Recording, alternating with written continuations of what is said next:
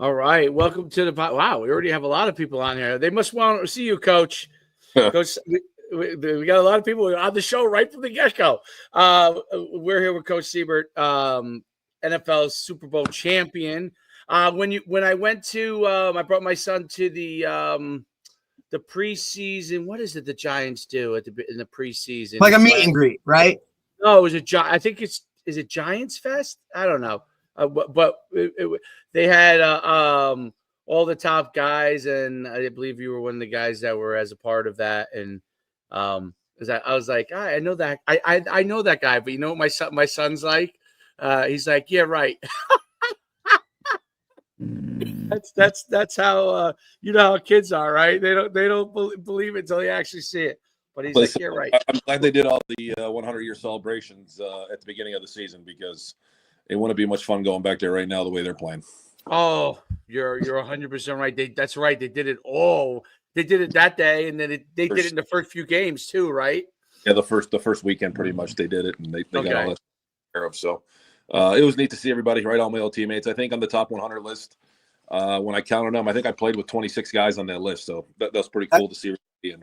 You were fortunate enough, Coach, to play in a really good time period and had some really nice runs. I mean, Dave and I were just talking about it off air. Like that O-line that beat the Patriots was one of, in my eyes, one of the best O-lines in the history of the game itself across the board collectively. So you're very fortunate. I was. I think I played for two pretty good coaches with Coach Fossil and Coach Coughlin. I had two really good offensive line coaches with Coach McNally and Coach Flaherty. Great teammates, great locker room, great offensive line guys. You know, we still bust chops to this day when we see each other on text messages, like we're little school kids making fun of each other. But special group. We loved each other. We loved playing for each other. We loved hanging out. We all have young kids, so our kids ain't young anymore, but we all had young kids. At the time, like collectively, they were all within the same age range where you could kind of, hey, dude, we can do more.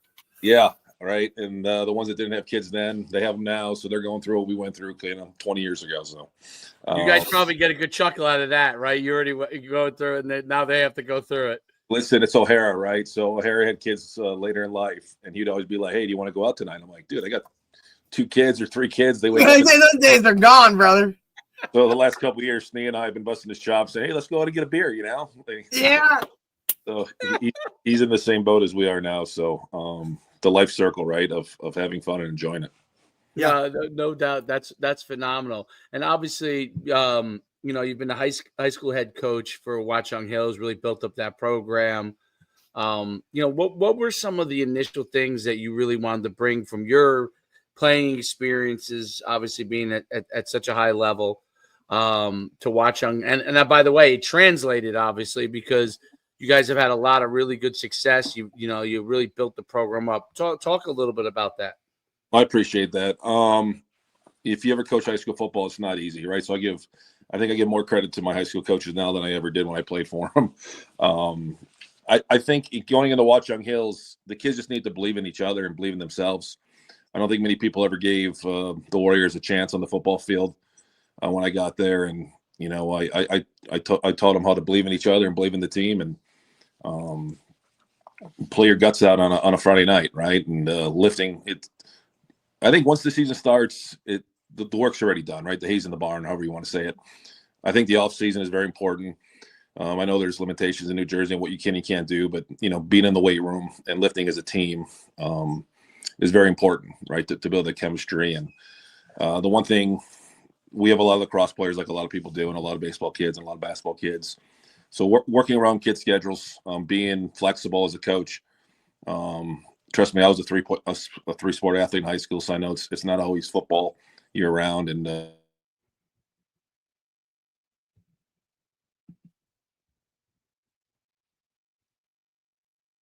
we lose Coach? We might have lost him. I'm sure he'll bounce back. I see him there, but he's blacked out right now. At the facility, I may not have the internet that. Man, there's nothing like being up. You know what I mean? Doing those kind of things. But you understand, like, initially what he's talking about like where you build that chemistry in the off season, and it's difficult as a head coach to get your full team together when you're not, quote, in season, right? Guys are doing other things. Like he said, there's limitations for here in New Jersey with the amount of time and all of those kind of things that you can kind of have with your guys. And to create that within, the weight room and just those types of things, it's difficult to get your team together outside of the season. And we know when you get to those higher levels, that's really what it's all about. Like, your team is together all the time, whether you're lifting, whether you're working out, whether you're doing other things. It's hard in high school. Guys have other priorities. It's different seasons, right? Like, we've been in programs where guys got to work, right? Like those types of things. It's really hard to build that chemistry. Yeah, there's no doubt. High school football team requires a lot of elements in order to build it up, and belief is what we started to talk about. I think is a big deal, like changing the mindset of going from whether you're middle of the road or not to becoming a really good program that wins. That's a lot of work at the to change it. Oh, we got Coach back here. So, hey, we thought you went out, Coach, and started hunting already. Listen, I don't know what happened. I declined a phone call on my phone, and next thing I know, I can't hear nothing. You're all right, Coach. You're all right. No problem. You were talking about belief in the weight room. Yeah, it's just that's what it is, right? Just getting the kids to believe in each other and find a way to compete on Friday nights. And I think having a little bit of success goes a long ways in high school kids. And if they believe they can do it on the field, compete and be competitive. Obviously, you want to win every game, but those first couple of years I was coaching, we were getting roped out there, right, to the big boys in Union and Elizabeth. They're beating us by 30 or 40 points. And then we started playing them tough, and then we started to beat them. So it's a process. It takes time. I think it comes down to your senior class in high school. I think if you have a good group of seniors that bought in at a young age and worked their tails off when they're seniors, you're going to have a lot of guys competing and playing and competing for, starting time and playing on Friday nights, which helps. The more kids you can get on the field, the better, in my mind. I'm curious, Coach. Obviously, having played high school ball yourself in Wisconsin versus playing in coaching in New Jersey, what are like some of the similarities you see, across the board from where you grew up versus in those two states versus versus the differences? I don't know if people in Wisconsin are watching, but I truly believe Jersey football is better than Wisconsin football. Right. My parents come out. I have friends that come out to watch some of our games, and they say the game is faster, a little more physical. But then I watched the Wisconsin State Championships this last weekend online and stuff because one of my buddies coaches at high school that they're like 13-time state champs. They're good, but I just think we're a little faster. I think our kids are a little more developed out here, and the game's a little faster. So, but playing it, coaching it, it's still football, right? The biggest thing that over the years is the hitting and the contact and the tackling. Shit, I remember when I was a kid, right? Like, you'd be nutcrackers and Oklahoma drills pretty much every day, twice a day. Every day. Like, if you want to have a 2-a-day, you didn't have to wait 6 hours to let the kids rest. But we have to adapt. We have to adjust. And you got to find ways to get the most work out of your time. And I think social media, huddle, my coaches in high school had to probably drive 20 minutes to get the film exchange. So it's just easier now than back then. I think that's a huge thing that's changed. The technology has been very, very obviously helpful to coaches to be able to get things done quicker, faster, be able to get more information to the players. And I've seen, like, we talked about it a couple times, like the Indiana coach, practice like an hour and in 40 minutes he's done, at the college level. Some high schools are starting to adopt similar philosophies, like, work fast, get things done, and so you don't kind of lose the interest. Is as everything evolves, obviously tackling is obviously, like you just talked about, very, very different. What are some of the things that you kind of have really tried to, adapt within your program to kind of adapt to the times?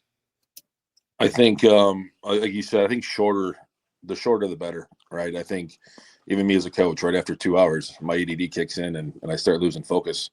But if you can be detailed as a coach and have everything scripted and get out there and get your work in and get them off the field and get them back into the meeting room or watching film or stuff like that, right? I think with huddle or whatever you use and the end zone copy and the sideline copy, I think the kids learning the game of football is a big step of it. I don't know how much football I watched as a high school kid back in the 90s, right? So I think if you can watch, you didn't have the opportunity to do it. Right? Like there was only one game on, right? Now you're seeing games, Thursday, Friday, Saturday, Sunday. I mean, and we're not talking one or two. You're talking a slew of games. Like these guys, or if they can't see it, they'll just go on, whatever, pull it up, and it's like, hey, here you go. And look, I don't think I ever saw a tight shot until I was in college, right? Like now high schools are like, hey, man, here's the tight shot. Here's the drone shot. Here's this shot. You're like, I got 50,000 camera angles on my phone, and you know what I mean? Like there's just more for them to access. That's it, right? And the more you can give them, the better. I wish they'd make it mandated where you have to exchange the end zone copy. I think I 100% agree with you. 100% agree with you. Get an offensive lineman and coaching the offense. Come on. Like you can't coach shit from that sideline copy, right? Like you need one tech, 3 tech, 5 tech. Bro, I don't know where he's at. They all look the same, right? And there should also, I feel like there should also be some level of like some of the tapes you get, you're like, whoa, buddy, like what are we looking at here? Like it's like not even worth it. Just throw it away. We'll figure it out from wherever. But that tight shot and the drone stuff, like wow, like. Drones are awesome. We finally got one for practice, and I'm like, oh my god, I should have had this 10 years ago. Yeah, the drone is great. Now we have to find a way to get the drone synced in with huddle. 100%. So automatically, just feed it right on, so you don't have to do it. There you go. Bingo. There's your homework for next year, right? Try to get drones compatible to huddle. Yeah, and I think that might be actually huddle having to be able to build some sort of API. To be able to get it to import and be able to then to be probably have it already. They're just holding it to roll it out so when they can make the most, Father. Well, I think the sync it on your iPad. That'd be great, right? If you can see the drone image on the sideline during a game, oh my gosh, game changer. Oh, yep. Absolutely. Well, I hope eventually everyone just does. To me, if they just do where you could actually talk to your quarterback or talk to your middle linebacker, in high school, and it's going to come because what they started, what they're starting to do there, it's just going to eventually get to there. And the other thing I thought was a great innovation, it was done for the deaf teams for Gallaudet, is but there's going to be different forms of it. I don't know exactly what the winner will be, but the ability, honestly, I know, look. You're probably a little bit old school. I'm a little old school, like teaching and all the kind of stuff in football. But the kids' attention spans are different, and I like the idea of them being able to see like what you almost see now and like flag. Hey, have the plays right up there. They understand their assignments. They know what they're supposed to do, and you're coaching them on technique in practice. You're coaching them on how they're supposed to do things, and they're not trying to spend all their time figuring out. The name of the play and where that play goes because of the name of the play, right? Like, and I think that has to. Gallaudet does it where they just have, because obviously they're deaf and they have the little window that comes down that has the play right on there, and then they're able to go right off of that. And I think those evolutions will continue to come. How it exactly looks, I'm not exactly sure, but I think those things are good because then we could spend a lot of time. First of all, you could do more scheme-wise. I really think you could do more scheme-wise. And you're teaching them what you're picking up, like for a lineman, okay, what your rules are, what you have to pick up, what type of blocking you have to be able to do, and, your double teams, stuff like that, instead of always having to get them to remember that this play goes here. Because there are some kids that are really great at it. Some kids that could be really good players. It struggles, and you kind of slow down a little bit by that. If you're able to know where the play is going, know it, and focus on the technique and what you actually have to do, I think you can now focus on actually coaching them on what they have to do technique-wise, especially position-wise, and getting them much better at that, and as opposed to pure memorization. You know what I mean? I think talking to the quarterback would be huge, right? Not having a single in your plays or yell out numbers or bring them over to the sideline. I think I think baseball, right? Baseball, they did it. The catchers and the pitchers can have whatever. Yep. On the wrist and calling plays and doing all that other kind of stuff. Calling pitches, I should say. A quarterback and a linebacker before they would have done baseball. But we'll see. Like you said, I think the more technology, the better. And I get it, right? Like we all coached O-line before, right? Or we all about it. Like one kid don't know what they're doing, the play don't work. So right. Four kids might understand how to block down, but that fifth kid might have to be told, a little arrow going to the left or something. But yeah, that's what I think. I think you could actually focus on teaching those elements of it, because some of the kids that you could have a kid that's actually talented, right? And he just can't get it. Hard time remembering to play. He has a hard time remembering what to do, and if there's a way for him obviously to be communicated a little bit easier or see it, right? Because everybody's different. Like, a lot of these kids now, because they play Madden. Visual, man. They're so visual. They're so visual, It's not natural for them to memorize. I mean, look, Dave, we all played with even guys in college, right? Like, I can remember, man, he'd be a really good player, but I can't play him because he just doesn't, right? He might get it for a couple, but then he has that little blip or whatever. And it's like, that would just erase all of that. And now, because I'm a big, when you're thinking, you're slower. You know what I mean? So if now you can eliminate that having to think about it and just, okay, here, even if it's, hey, that guy may never look at it because he knows it, but just knowing it's there may take him to that next level where now everybody's cooking. That's true, man. Yeah, no, it's really cool. This year, last year, you playoff teams. I know last year you guys made a deep run, right? And I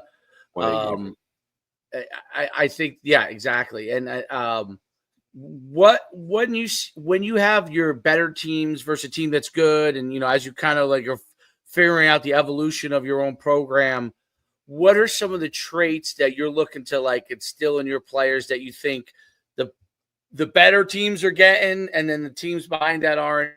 Obviously athleticism and having athletes is always obviously the number one thing you have to have. But what are some of the things that you think you're starting to see in teams that are going to higher levels versus a team maybe that loses in the playoffs in the first round or something like that? What are you seeing?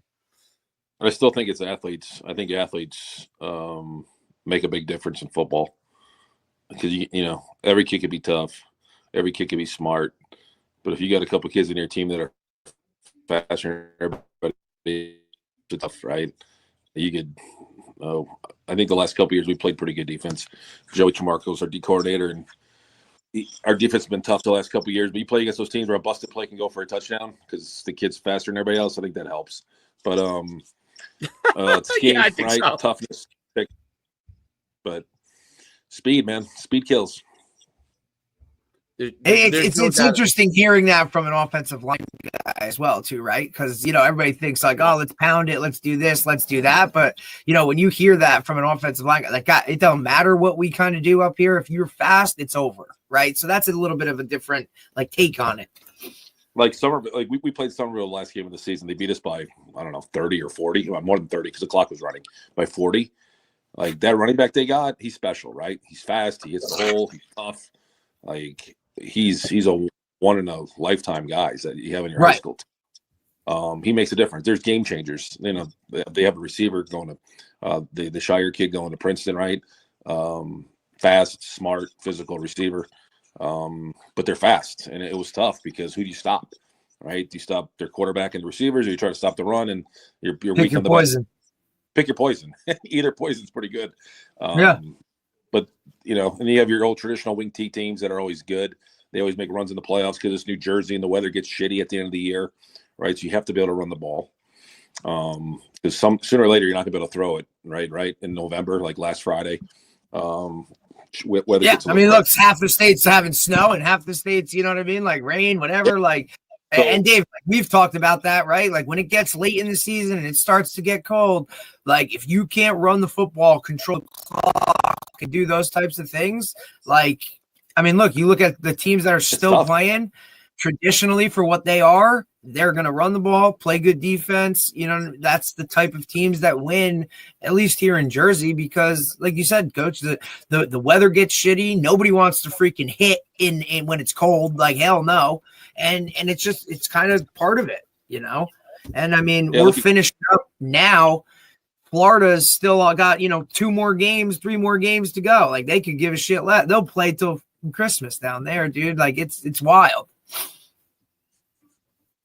Yeah, it's you need to run the football. Like if you look at Group 5, right? You have Union City and Toms River North. You can get to see Toms River North play, but I imagine they run the football though. Union City runs the football. We all know that. So I mean, they chuck it a little bit. Union City, Wilbur, he's out there going wing tee, old school, old freaking, eye power into it. Although I have seen him throw more than he ever has. But again, defense. Like he has an enormous amount of shutouts on his, within his game. I mean, you guys railed off shutouts like 3 in a row. You know what I mean? I mean, you gave up 24 points in the first, 1, 2, 3, 4, it's just 6 games, 7 games. Like it's defense. Defense, that's what stuff goes. Run the ball, control the clock. That's New Jersey. I would imagine that's kind of Wisconsin as well. I think that's everywhere. I think that's what the NFL needs to get back to, right? Control the football. Don't turn it over. Play good defense.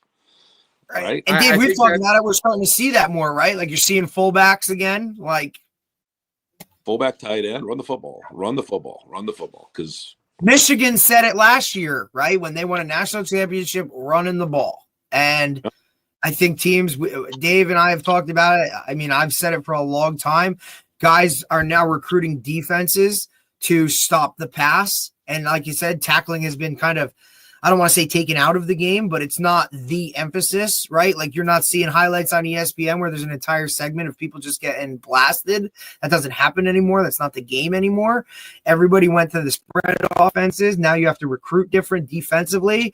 Now, if you flip that switch and start running the ball coming downhill all the time, and look, we just had, Jerry Seymour, who's a really, high level running backs coach down in South Florida. The first thing he talked about was, I teach my guys get north and south right now, like vertical. That's it. Downhill, coming at guys because defenses just aren't equipped to handle that anymore. How many times do you see 3 true linebackers on the field for all three downs? It's not what it was. But you now see it starting to come back a little bit. Fullbacks, true tight ends again, like not, Jimmy Grahams of the world or those pass catchers, right? Guys are coming back in and getting attached.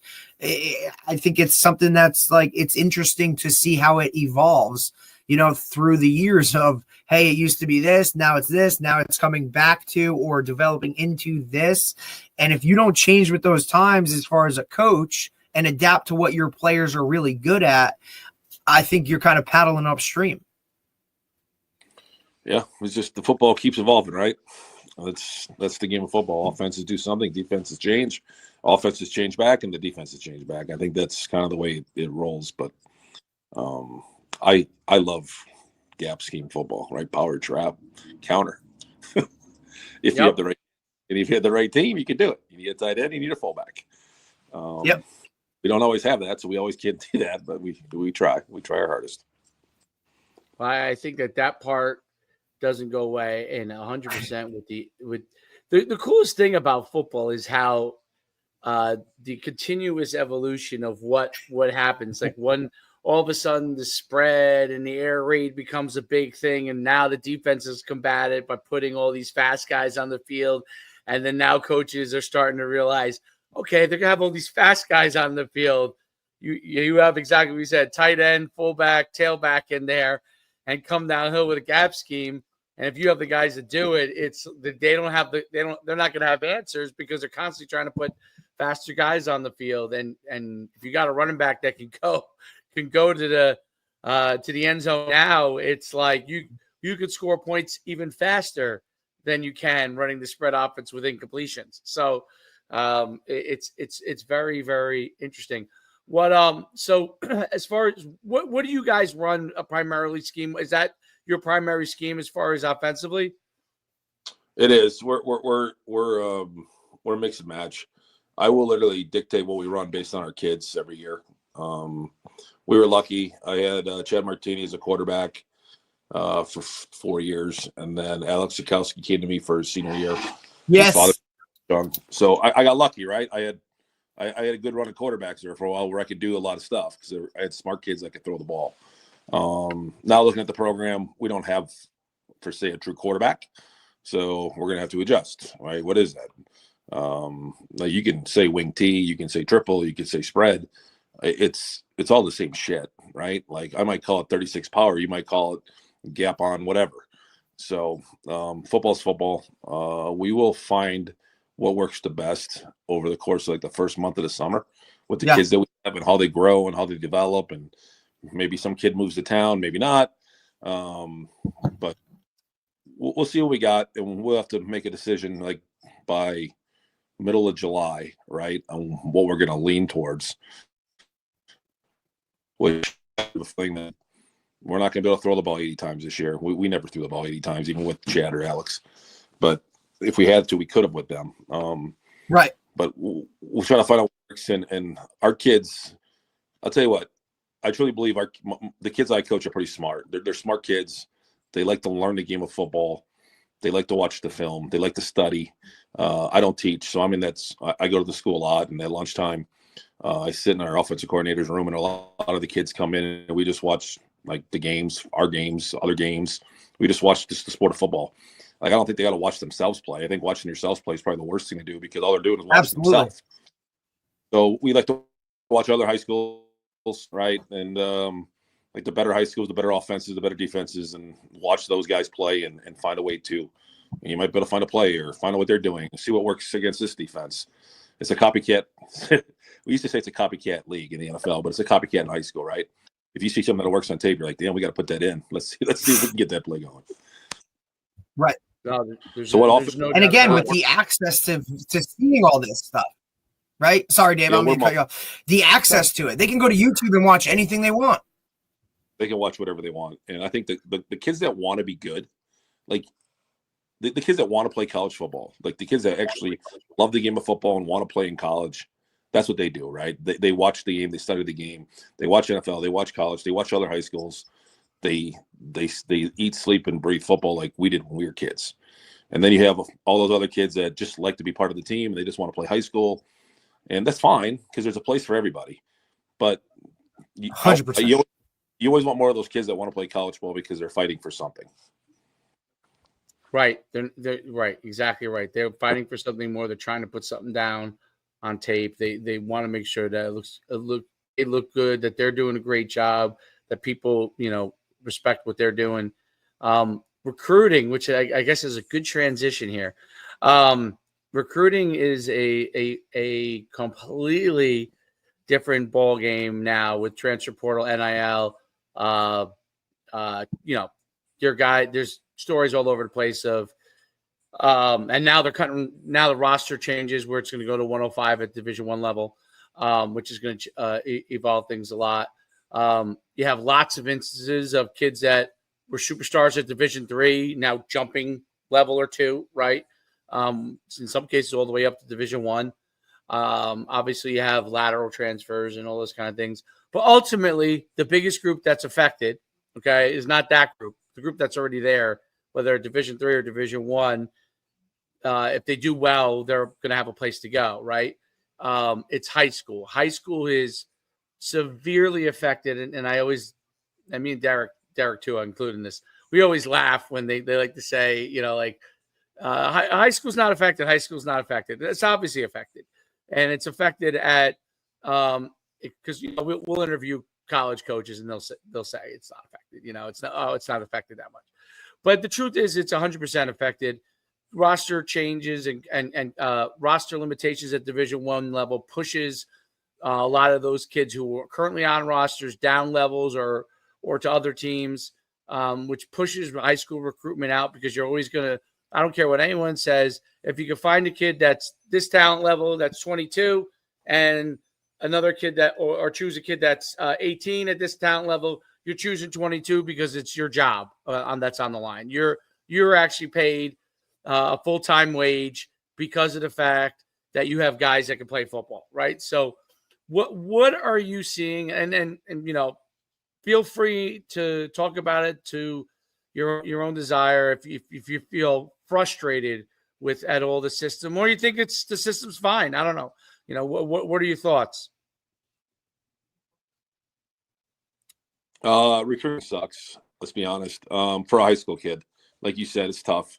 I think the 6-year kids are just about done now, right? The COVID year guys are going to be going out, so you're not going to have to worry about that. This is the last year of but the transfer portal, yeah, it's going to be wiped. So that's gonna help the high school kid a little bit moving forward. But I tell my kids, right, like let's take away the 5% of the Division I kids. Those kids are easy because those kids are going to find a place. It's the kids that I coach that are like D3, D2 kids that got to find a home, and like it's tough, right? There's like you go to a D3 football program, how many kids they have on their roster? They have a lot of kids, right? 130 kids on the roster and a lot of spots, and you got to find the right place, and you want to play, and you got to find the right home. And if you're a coach, do you take a kid that could plug and play or a kid that you got to develop, right? Like if I'm coaching college football, I'm taking a plug and play kid. Like you said, your job's on the line. So it is harder for the high school kid. And I think if a high school kid finds a place that they like and they like the coach, they should just go and be happy, right? Like this whole chasing something that's not going to be there, it just kills the kid because then like you don't have what I realize you don't have forever to make your decision. No. Right? Coach be like, hey, you want to come? I got a kid coming in next week. If he says yes, you're out. So that's exactly it. Pressure, and it sucks because it's competition, right? So it's tough, and you try to tell these kids, if you like it there, you like the coaches, go, be done. Be done with your head and just go there and be happy and play. And guess what? I hate to say it, but in 2 years, you don't like it, you can transfer, right? Which I'm not a fan of the new transfer portal. I'm not.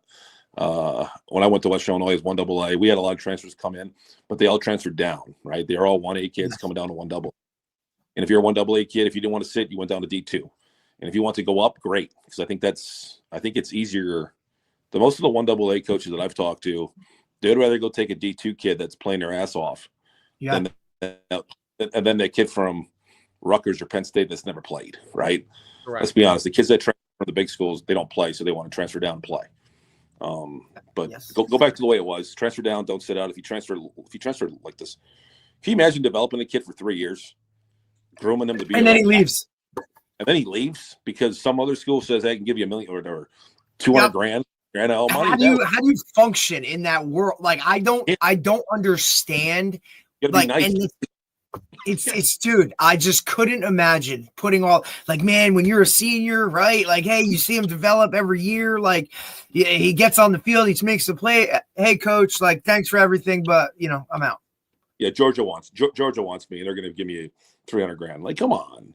Like that lineman that went to Iowa, and then from Iowa he went back to wherever. I'm like, that's crazy. Like the money, like I get it. Like if I was in college, I'd want to get paid too. But find a way to make it where you have to graduate or play 3 years for that team before you get a dime, right? Hey, your junior year, this is what you get, not your freshman year. I don't know what. And we and coach, we've talked about like how to like fix this thing and like whatever. And we've talked to a lot of guys that have like a lot of, you know what I mean? Like you're talking high level guys that are like, hey, if you just did this, and this, we'd be good, right? And it's that whole like it's the same kind of in the NFL, right? Where that number 1 overall pick used to get a bag before he did anything in the NFL, right? And that was like that kind of went away a little bit. But now you're seeing it in college. Like these kids are literally getting an amount of money that they've never seen or anything in their life. And most of them don't have the financial literacy to understand what's the whole process to it, where now you're adding guys to staffs or, people around the program that now need to handle this individually. Like there's an entire other part of college football now that has like very little to do with the X's and O's and actual football. It is now becoming a business. And Dave and I talk about this all the time. The NFL is just now trickling down to college where now you have college GMs. That's what they're going to have scouting departments and GMs. And because if you're a head coach, are you actually coaching or are you recruiting all day long? Like, I don't know what they do, but I don't think how can you coach when you're recruiting every day of the week? Every hour. I mean, Every you with the access with phones and all that stuff, like coaching football is now 365, 24 hours a day. Like if you're not coaching guys on Sunday or like recruiting, I mean, recruiting guys on Sundays, somebody else is. So, and you kind of look at, like the Dabo Sweeneys that were kind of like, we're not doing it that way, we're whatever. Where are they at? Like, well, I remember when, it's funny because when Randy Edsall was at UConn the first time, and I remember this because that's why I played college ball at UConn. And when he complained about the texting rule, like allowing people to text, when texting started to become big, like in 2000, like 7, 8 or whatever, and he complained about it, and they kind of like had a temporary, like they had some rules in there that eventually obviously went away. But I remember thinking that, like, man, there's going to come a point where Randy, just the way he thinks, and he was a great coach. When he came around the second time to UConn, that part, like, because the fact that you could do everything, he was trying to keep it controlled for coaches so their world wasn't as crazy. But when he came back around the second time, he was just like, it was impossible, and he wasn't even there the second time when the transfer portal wasn't even a thing yet. And the NIL wasn't even a thing. And I'll leave another interesting thing. So like when you pay, for example, a quarterback, okay, maybe not all the other positions, but we pay a quarterback or a star receiver, you're going to have to start him. There's no such thing as like you pay this, all of a sudden he doesn't perform. You're up shit's creek. I mean, you pay this guy X amount of dollars. He's coming there with the expectation of starting. Okay. And if you don't start him, you got the fan bases that are going to try and throw you out. Forget your own administration, or you know what I mean? They're going to gather up against you. And we've seen it happen at UConn, where the guy who is really, even though the team's been very good this year, the kid who's probably the better player is the transfer from Maine. And and the other kid who's a great kid, the other kid who came from Wisconsin is they paid him and he's done okay, but the other kid is probably better. And so they're in this battle, like, because I just see it on the, all of us talking, and the coaches have to figure, they're in that own battle. Like, if we don't play this kid who we brought in, we gave NIL money to, and we don't play him, and he no longer is a starter, we know he's gone, and he's younger, right? So he's younger.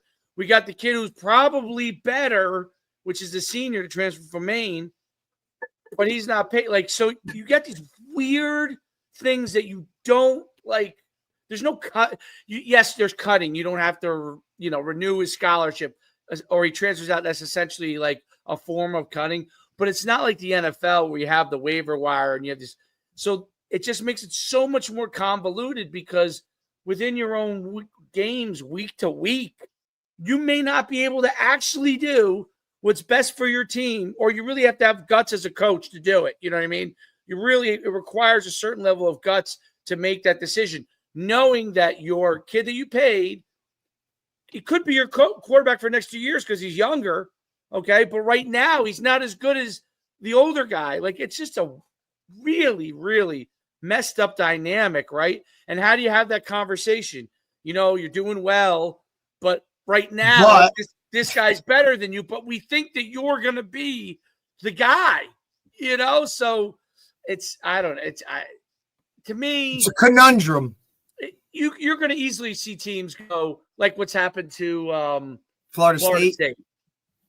10-0 or whatever they were, 11-1 or 12, whatever they were, and then next year 1 win. I think you're going to see that quite often, more and more, because one year you figure it out, you get it all right, and the next year you don't.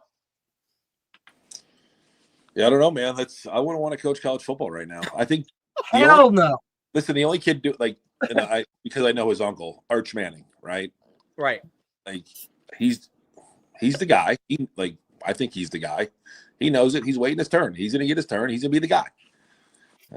These kids want to play like instantly, but maybe you're It's the not ready. rarity. He's the rarity. Freshman comes in, gets all this money to come in as a freshman, but you're not. It's hard to play as a freshman. It's hard. I don't care if you're a freshman in high school, a freshman in college, or a rookie in the NFL. It's not easy, right? Learning for a year is not the worst thing in the world. Like, take your money, be happy, learn for a year, and go play your ass off. It's just ego. That's what it comes down to, like misplaced ego.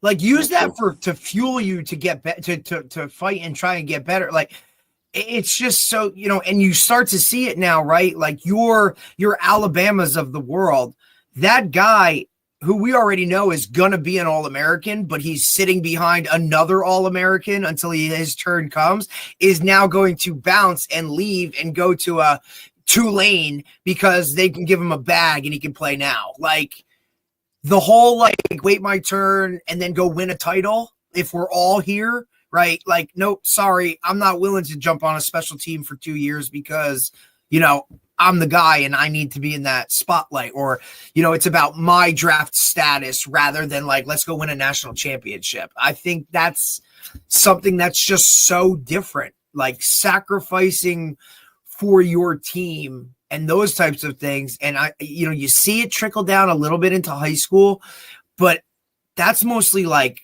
off the field moms and dads pushing an issue, whereas the player himself still wants to play this game. They're just being told, and it's unfortunate that that's what they see on social media.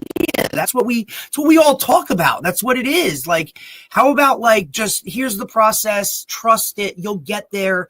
But you need to be a little patient right now. Go learn some more things so that when you are that guy, you're better. It's difficult. And Coach, I know like you just kind of went through this whole thing with your son in terms of the recruiting and all of that kind of stuff.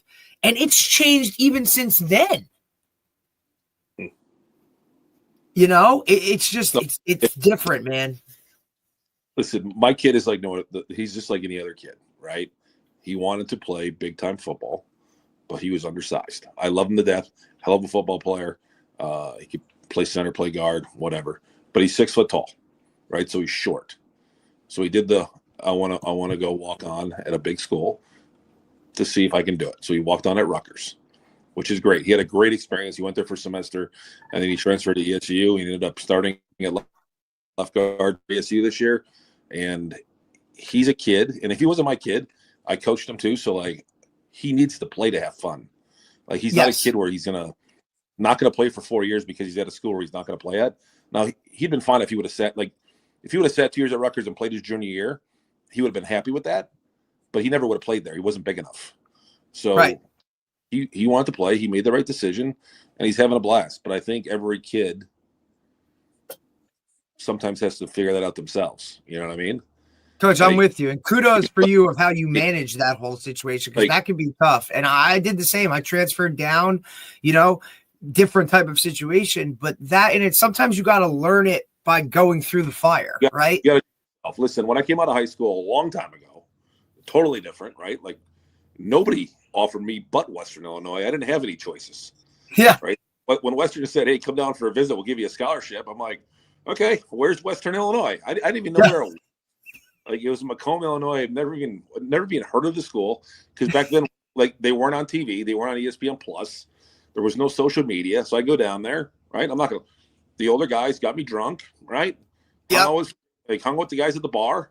I said, I love this place. Like, That's right. And I had a blast, right? I played tight end. I played guard. I played tackle. I had a blast. I didn't know I was going to play in the NFL. Like, I still didn't know I was going to play in the NFL to this day. But I enjoyed my teammates. It was football. We had good teams. We competed. And the rest is rest, right? Like, school's school. Football's football. Go somewhere, enjoy it, have fun, and play. And that's kind of one of the things I tell these it. kids too. Like, it's about your overall experience, right? Like, it used to be, all right, like, hey, figure out what you want to do, what's your major, all those kind of things, find the right fit. But like, there's like little things like, buddy, do you want to go to a big school or a small school? Do you want to go where it's cold or warm? Do you want to be within driving distance of your parents so they can come see every game? Or do you want to play it? You know what I mean? Like, there's other things. Yes, football takes up the majority of your time, but those other things around that, dude, have a college experience. Like, enjoy that. Stop. Like, be like, that's important. Yeah, it is. And because it goes quick, right? And it goes way too quick. And when those 4 years are up, right, your real life starts. Oh, damn. Like, oh, damn. Like, what am I going to do? Like, what am I going to do August, you're not putting a helmet on anymore, buddy. That's a very difficult adjustment, having to not have that structure of, come August, I'm putting a helmet on. Since you were second grade, third grade for most of these kids, or some of these, at least a lot of these guys, like, that's a realization of like, what am I going to do? How am I going to fill this time? Like, damn, like, I can go on vacation in September. The water's still warm down the shore here. It's awesome, dude. Like we don't know any different, right? Because look, we're the ones that are like, look, we can't get out of it. We'll just coach. Like, but those other things are, there's just a lot of more factors into this entire decision. And it's no longer like, hey man, this is a 4-year decision. Dude, this could be like you said, a semester decision. And now I go somewhere else. It could be, even though I'm not a big fan of the transferring, but it could be, right? Yeah. And when it's over, you coach, you become an official, right? Yep. Like that's and we need some of those. At least we'd be guys that would yes. We've had some on. We're like, dude, we gotta rally the troops here, dude. Like, I can't take some of these guys that can't bend over to spot the damn ball. Like, what are we doing? Let's go. Come on, fellas. Yeah, I don't bend over well either. So I think I'll just use the. Listen, I was keeping that one to whatever. It's like, but they got the hardest job in the sport, dude. They do. I feel bad. There's not enough of them. They get yelled at by parents, coaches, players. I actually enjoy most of the officials we have. When I say most, like 99% of them, right? I think. Yeah. I have a good coaching relationship with the officials. Listen, they're not. I've never seen officials say, "Oh, you know what, coach, you're right. Let me throw that flag for you." Right. Yeah. Let me change my call. And my point is, there's no point, right? So I'll send in the film once in a while to the assigner and be like, "Hey, look at play, whatever and whatever." It doesn't matter. Like, they're not going to change the call, but just don't mess it up again next week. Right. Or just at least like, hey, when I'm asking a question, give me like a reason so I can coach my guys to do it the right way. And then from week to week, please have it consistent. Don't do it one game this or one game that.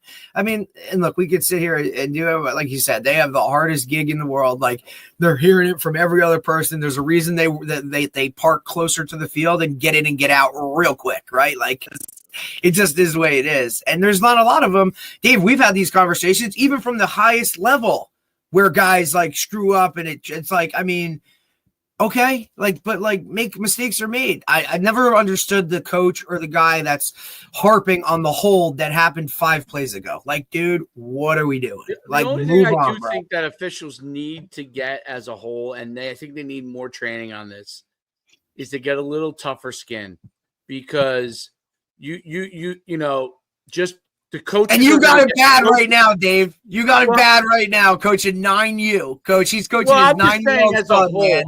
But I'm saying as a whole, because I see it so much. They got to get tougher skin in the sense, yeah, that's true.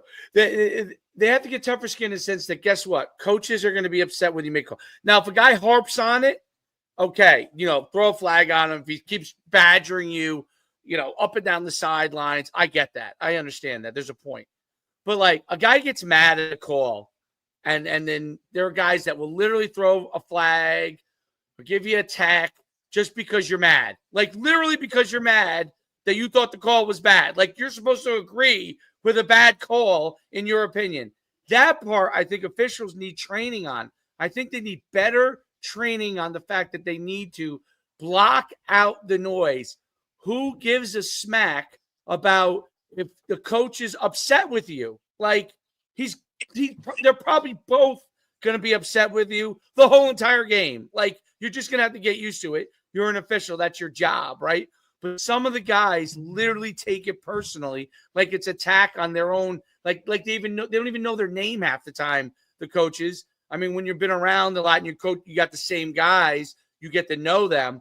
But for the most part, like you have to be able to have tough enough skin, and it goes all the way up the levels. I see it even in the NFL, right? Like, oh hell you yeah, gotta have tough enough skin that you can't let the fact that a coach is upset with something be able to all of a sudden you become punitive in your officiating, meaning not just throwing a tech or unsportsmanlike penalty or something like that, but on the sideline, but also in your next call, like looking for a holding because you're mad. Like how many times you see those kind of things happen? Now, there's a lot of great officials who don't do that, but they have to figure out with the guys that struggle with that, how to get them to be able to start to block those things out, because the truth is it affects the game and it's unnecessary. Just like the coach who badgers them is unnecessary. That's unnecessary. And it's unnecessary for them to take it personally if, Coach Seubert goes and says, hey, man, that's a bad call. And then all of a sudden you get a holding call on you the next play because you're angry about the other call. You know what I mean? So you're right. That part to me is that has to improve in officiating, because then officials will be more comfortable becoming officials. Right now, it's a situation where guys are leaving the game because they think to themselves, I'm not going to be yelled at. I'm not going to be able to there has to be some training, because there are a lot of people that could be great officials that either don't go into it or don't feel like they're going to get trained to the point where they know how to handle it. Not everybody knows how to handle it. You got to train them learn how to handle like it. anything else, and if you want to be good at it, you want to be good in all aspects of it, right? Like some guys I feel like they're good officials, but they cannot be a side judge on the sideline where that coach is right here all day, every day, right? Some guys are better leaders in terms of I can handle the whole thing. So you put on a white hat, buddy, stay in the middle, and you're good. I mean, right. And coach, you just stay out there, brother.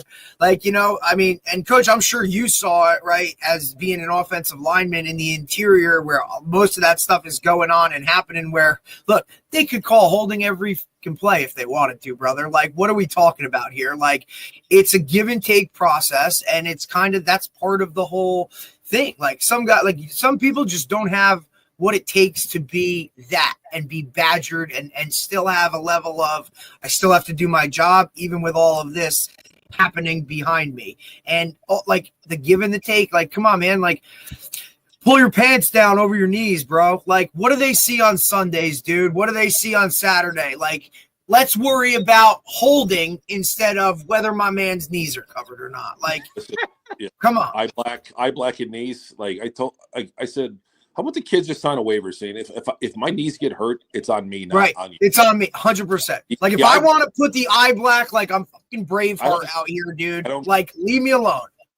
Like they do it in every other sport. Lacrosse kids can paint their faces, right? Like football, they're like one line, can't go across the nose. I'm like, yeah. Does it matter? Does that affect the game? Yeah. No, so listen, right.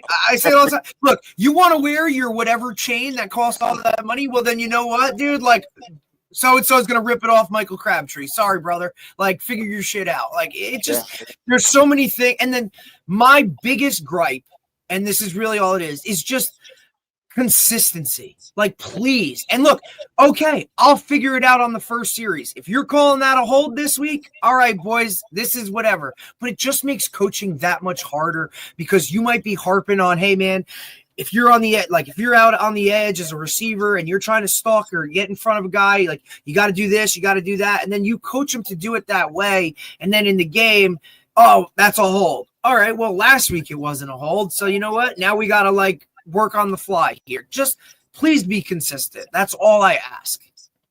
Yep, communication and consistency, right? I have two refs. Real quick story, and I got to go. I got to get back in the trees. I have two referees. Communication, right? It's all communication. This year, the referee blew the whistle early. Like, it was on a punt. I don't know, but we got the ball back, but it wasn't our ball because he blew the whistle. Blah blah blah. And I'm like, you what? I'm like, I don't think I swore at him, but I was like on him, right? And he turned to me and he goes, "Coach, I apologize. I fucked up." And I'm like, "All right, thank you." Thank you. That's all I needed. That's it. You admitted that you fucked up. I'm good. Second one was a couple years ago. We played Morris Knowles with the triple option, right? And we said if the quarterback is going down the line of scrimmage, you hit the quarterback as hard as you can hit him. You hit him. Referee throws a personal foul on my D tackle because he hits the quarterback carrying out his fake. And I go, he's not a defensive player. He's carrying out his fake. He's live. Right. I had that ref 2 weeks later. The ref came up to me and he goes, "Coach, I apologize. I watched the film. From my angle, I could tell he didn't have the ball, but from the D lineman's angle, he can't tell." He goes, I shouldn't have called that. I'm like, "Thanks for being honest. I appreciate it." You're right. That, in my mind, that was better than never admitting that they were wrong, right? 100%. I'm wrong all the time, coaching. And I'll tell my kids, "Hey, I fucked up. I made a bad call. I should have have done this, done that." Like, it's on me, right? But that's just being a man, and that's just becoming better. But listen, phenomenal. I have to get my little ass up in the tree stand and get some venison because beef is so expensive. Coach, appreciate you, brother. We'll see you soon, Coach. Have a great day. Yeah, go get one. Yeah, man. Bye.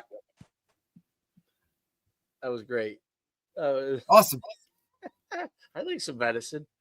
That was tasty. I mean, look, I give him credit. Like look, a lot of guys don't get into coaching, right? When they play, just because you play at a high level doesn't make you a good coach, right? Like I feel like those things don't exactly go hand in hand, where I feel like a lot of people think that, but Coach does it, he does it the right way.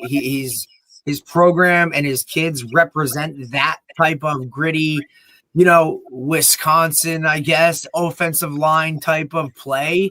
And he's really done a lot of good things. We've had some of his players, that have played for us on our club teams, and they're always like, they're not just good players, but they're great kids and all that kind of stuff. Like, phenomenal, right? And I think that's what you want in a high school coach. And I'm sure a lot of people get enamored with, oh, he played in the NFL, and or the other way and said, well, he played in the NFL. Why can't we blah, blah, blah? Like, he plays that line very well. And I like a lot of his points are, just got to believe, you got to buy in. Like that's all part of it. You know what I mean? And that type of stuff. He talked about shorter practices, technology, he ran through the gamut. He gets it. And like the recruiting thing, like, yeah, it all sucks. It's part of it. It does. It sucks. It absolutely is.